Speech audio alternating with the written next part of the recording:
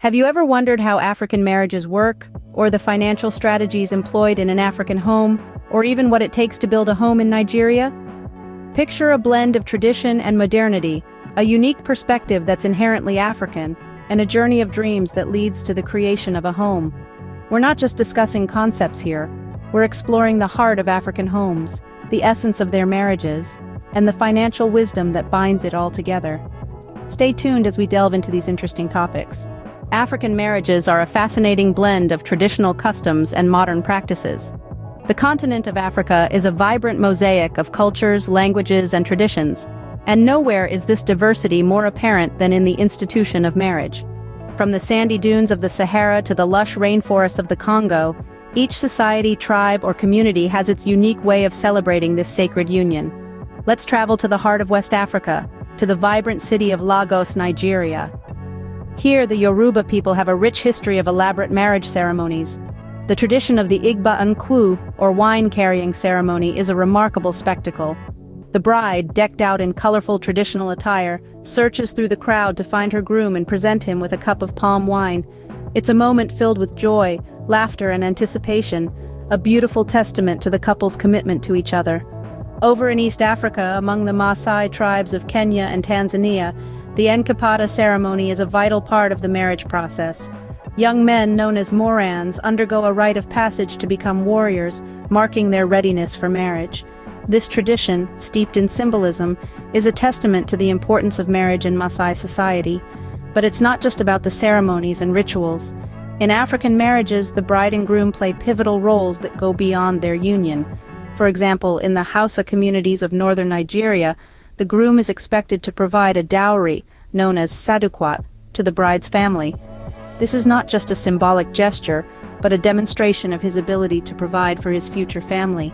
On the other hand, in the Zulu tradition of South Africa, the bride's family presents the groom with a dowry, or lobola, as a token of their acceptance into the family. The bride, in turn, is expected to integrate into her husband's family, a process that involves learning the customs, values, and traditions of her new home. Yet, as much as these traditions hold strong, modern practices are also making their way into African marriages. In urban settings, white wedding ceremonies inspired by Western traditions have become increasingly popular. Many couples now opt for a fusion of traditional and modern ceremonies, a testament to Africa's adaptability and resilience. In some communities, the concept of a dowry has evolved to become a symbolic gesture rather than a financial transaction. In others, the roles of the bride and groom are becoming more egalitarian, with both parties sharing responsibilities and decision-making. Furthermore, there's a growing trend of couples seeking financial stability before marriage. The traditional expectation of the groom providing for the family is gradually shifting towards a more balanced dynamic where both partners contribute to the household. These changes reflect a society that is evolving, yet deeply rooted in its traditions. They illustrate a continent that is finding its place in the 21st century while still holding on to the rich tapestry of its cultural heritage. Indeed, African marriages are more than just a union of two individuals. They are a celebration of community, a testament to resilience, and a symbol of continuity. They are a blend of the old and the new, a dance between tradition and modernity. Indeed, African marriages are a rich tapestry of culture, tradition, and love. Now let's talk money. Have you ever wondered how finances are handled in an African household? The African approach to managing finances is as diverse as the continent itself, with various strategies employed in the quest for financial stability and wealth creation. Beginning with the concept of savings, it's essential to understand that, for many African families, saving is not just a financial strategy, it's a way of life.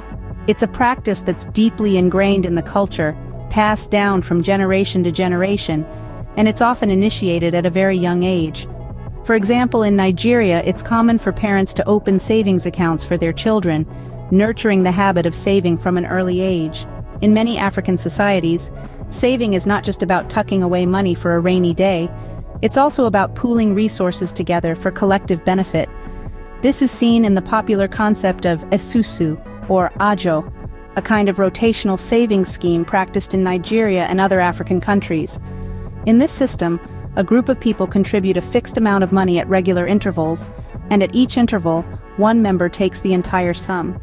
This communal approach to savings allows individuals to have access to lump sums of money, which can be used for significant financial obligations. Now let's shift gears and talk about investments. In Africa, investment often takes a tangible form. Real estate, for example, is a popular investment choice. It's not uncommon for an African family to invest in land or property, viewing it as a stable, long-term investment. In fact, the phrase "land is wealth" is a common mantra across many African societies. Another popular form of investment is in small businesses and entrepreneurial ventures. With the rise of the digital economy, more and more Africans are leveraging technology to start online businesses, tapping into the global marketplace. This is particularly true in Nigeria, where the tech startup scene is booming. On the subject of financial planning, African families often adopt a holistic approach. This involves planning not just for immediate needs, but also for future generations. In this regard, education is often seen as a significant investment. Many African parents prioritize their children's education, often sacrificing personal comforts to ensure their children have access to quality education. The belief is that a good education will equip the child with the skills needed to navigate the future and achieve financial independence. Further, insurance is slowly gaining acceptance as a financial planning tool in Africa. Though historically the concept of insurance has been met with skepticism, the tide is changing. More Africans are recognizing the role of insurance in risk management and wealth preservation and are incorporating it into their financial planning. In summary, the strategies employed in African homes for managing finances are a mix of traditional and modern approaches.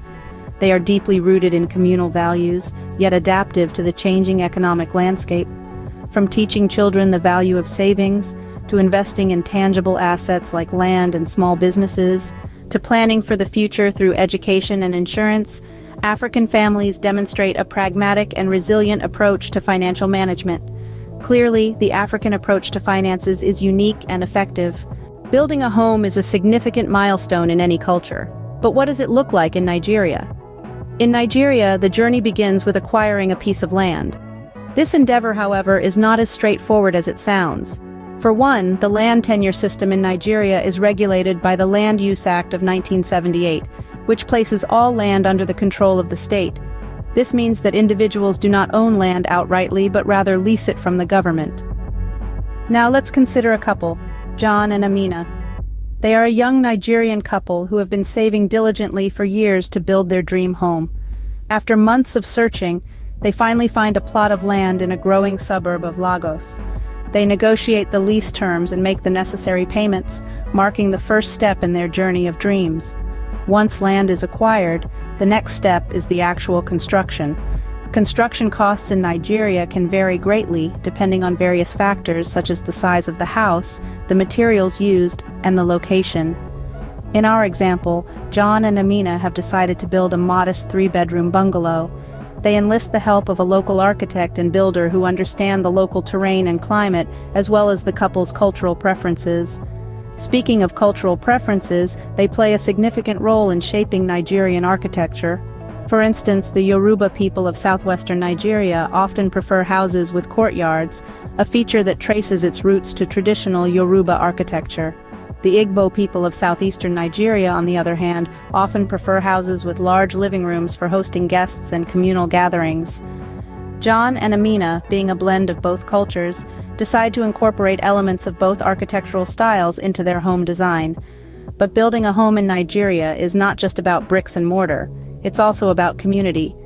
In many Nigerian societies, it is common for friends, family, and even neighbors to lend a hand during construction.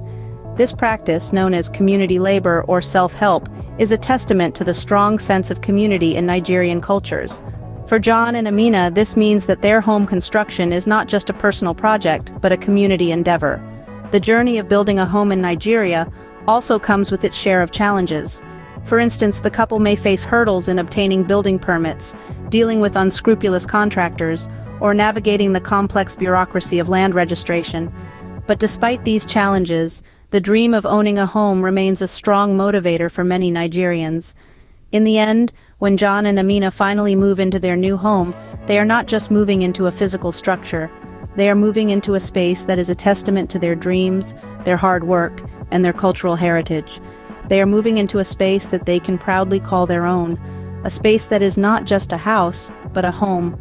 The process of building a home in Nigeria is indeed a journey of dreams and aspirations, a journey that, despite its challenges, is a testament to the resilience, the resourcefulness, and the relentless spirit of the Nigerian people. Building a home in Nigeria is indeed a journey filled with dreams and aspirations. We've journeyed through African marriages, delved into finances, and built a home in Nigeria. But what are the key takeaways? Firstly, we've seen that African marriages are an intricate blend of tradition and modernity. They are not just a union of two individuals, but an amalgamation of two families, two histories, and two futures.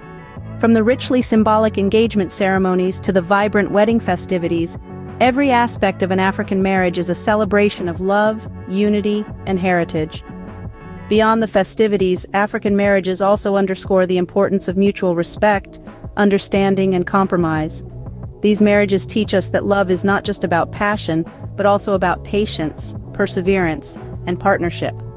Next, we've delved into the realm of finances in an African context. We've learned that financial prudence is not just about saving, but also about investing wisely and building multiple streams of income. We've also discovered the importance of financial education and planning, which can empower individuals and families to achieve their financial goals and secure their futures. Moreover, we've seen how Africans are leveraging technology to bridge the gap between traditional financial systems and modern financial services. From mobile banking to digital lending platforms, Africans are harnessing the power of technology to enhance financial inclusion and economic growth. Lastly, we've embarked on a journey of building a home in Nigeria. We've explored the various stages of home building, from acquiring land to designing the house and overseeing construction. We've also highlighted the importance of engaging with local communities and respecting local customs in the process. Building a home in Nigeria is not just about erecting a structure, but about creating a space that reflects one's identity, values, and dreams. It's about building a sanctuary of love, peace, and prosperity. In conclusion, our journey through African marriages, finances, and home building has offered us a glimpse into the rich tapestry of African culture and lifestyle. It has shown us that despite the challenges, Africans continue to uphold their traditions, innovate their financial systems, and build homes that are a testament to their resilience, creativity, and spirit of community. Indeed, these aspects of African culture are not just fascinating, but they teach us valuable lessons about love, financial prudence, and the pursuit of dreams.